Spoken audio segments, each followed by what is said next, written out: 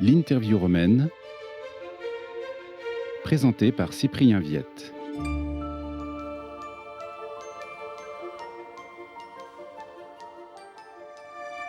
Giovanni Maria Vian, bonjour, vous êtes historien, vous êtes aussi journaliste, vous avez notamment été le directeur de l'Osservatore Romano.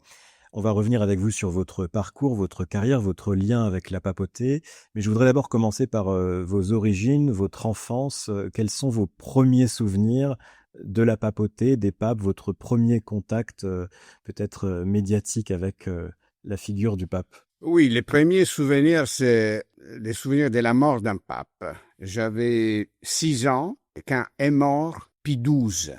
J'ai un souvenir loin que le pape était mort, mais pas plus que ça. Tandis que le premier souvenir d'un pape, c'est le soir du jour de l'ouverture du Concile Vatican II.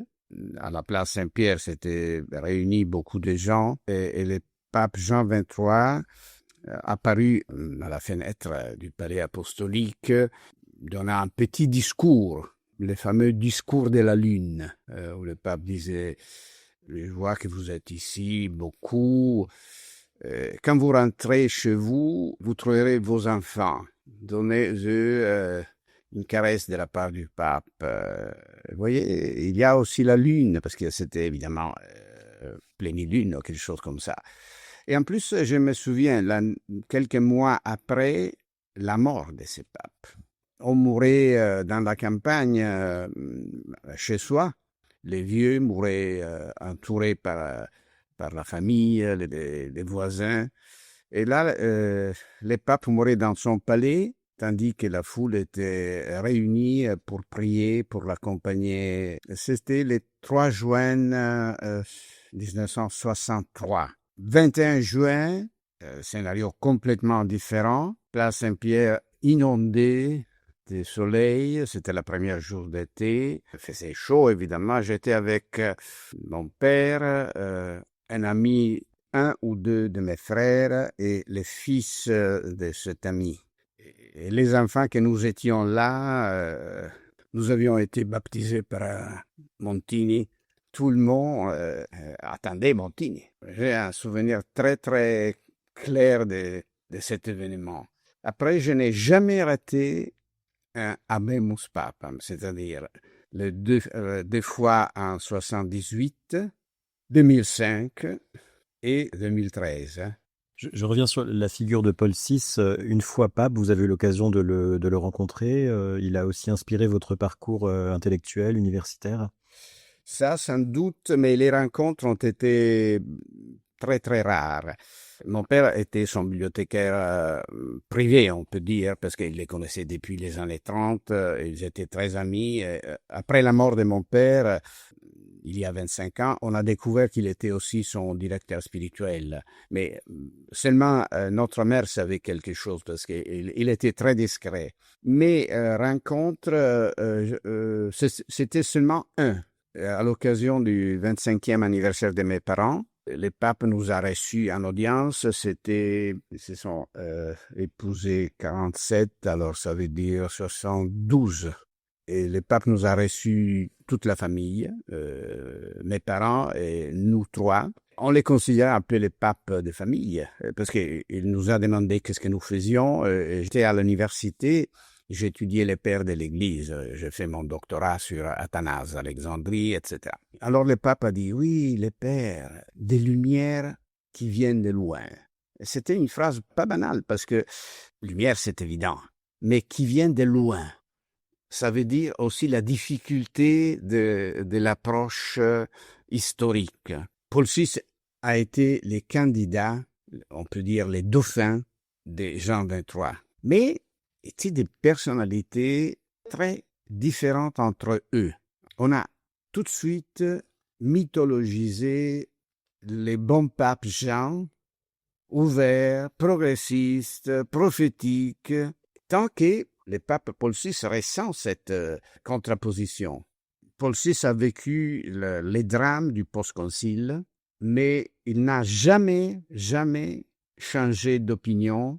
Il est resté fidèle au concile, à l'héritage de Jean XXIII, le vieux pape qui s'affaiblit, qui avait des difficultés à marcher, il avait une arthrose terrible, renaît dans l'année sainte de 75. 2 années avant, il avait déclaré: on s'est demandé si garder cette ancienne institution. Et oui, nous avons répondu que si, que ça pourrait être une occasion pour le renouvellement et la réconciliation. C'est-à-dire, il voyait 10 ans après, 10 ans terribles, parce que l'Église déchirée, une quantité de prêtres qui s'en allaient, les jésuites qui étaient 36 000 qui se sont réduits.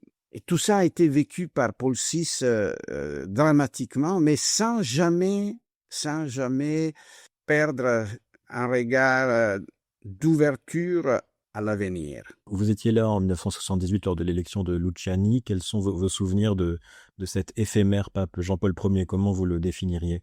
Oui, Luciani, c'était un pape assez attendu.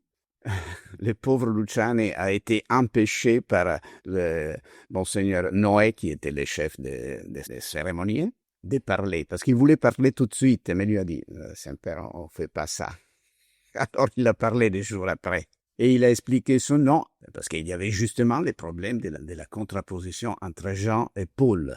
Alors c'était l'idée de concilier l'héritage de Jean et l'héritage de Paul. En plus, Luciani, c'était un homme très préparé qui soignait beaucoup la communication. C'était un peu le premier pape aussi à utiliser le jeu et à faire un peu des blagues dans ses discours. Il y avait des improvisations originales. Improvisation fausse. Fausse parce que c'était un ancien curé qui lui avait dit: quand tu parles, tu dois entendre même les vieilles de ton village. Alors si tu dis « j'ai de la honte », non, c'est mieux que tu dis « je deviens rouge comme un coq ». Ça choquera.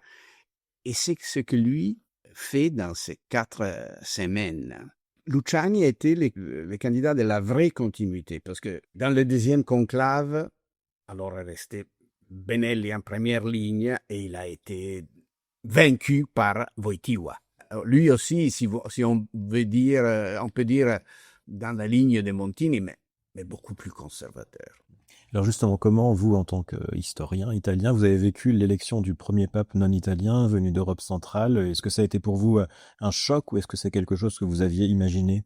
Non, en réalité, choc non, mais on l'a vécu comme une grande opportunité. Et en plus, c'était un pape magnifique, très jeune, et il s'est mis dans la poche, comme on dit en italien, la foule dans son célèbre discours, parce qu'à différence de Luciani, qui avait été empêché de parler, il avait une personnalité tellement forte qu'il a parlé. Et ces discours, si on les regarde en synopse, en parallèle avec les discours du pape François, c'est le même schéma.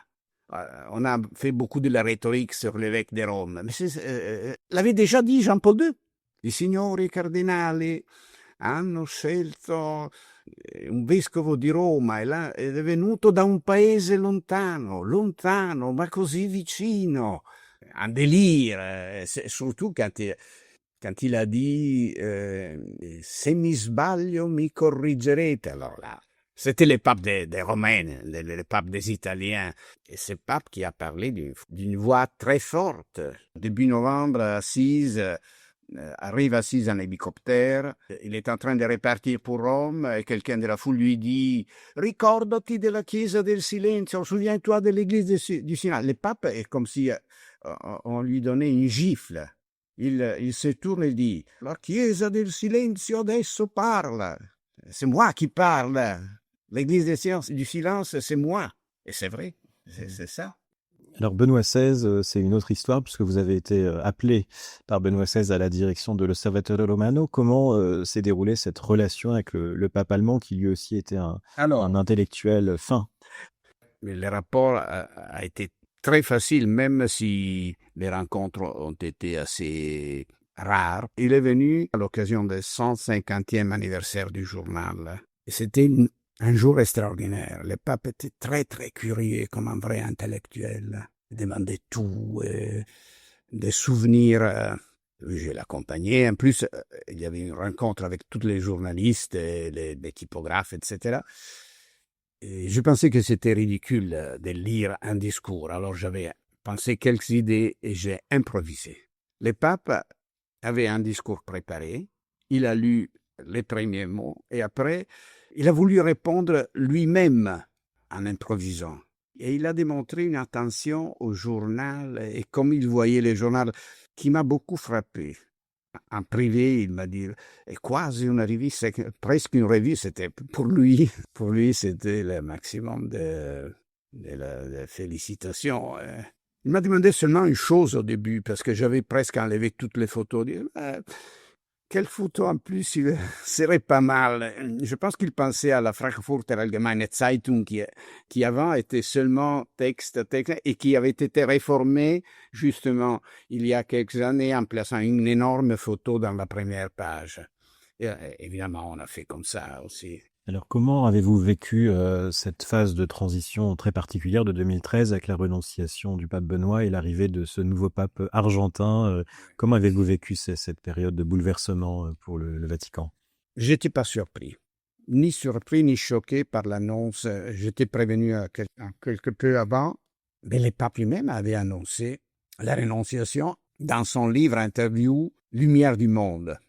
On a vécu une étrange siège vacant parce que la siège vacant s'est ouverte seulement 17 jours après, parce que l'annoncement c'était le 11 février, et le pape avait dit « Je vais renoncer à 20h du 28 février ». Et on a continué à faire les journaux tous les jours.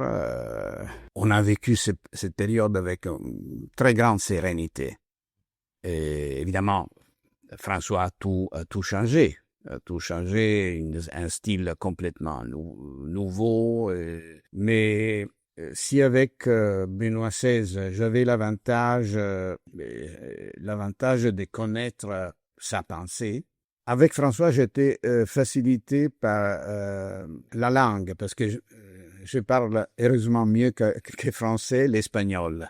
Et alors, j'ai toujours parlé avec lui en espagnol, tant que une fois, il a dit à un élève, un élève à lui, qui est devenu collaborateur de l'Osservatore, Jorge Milia, un écrivain, un journaliste, il m'a raconté ça. Il parlait de moi, il a dit, il a un bon espagnol, non, il travaille. Il a un bon espagnol et il ne dérange pas. Et j'ai trouvé ça une définition parfaite de la part du pape de mon travail. L'interview romaine, présentée par Cyprien Viette.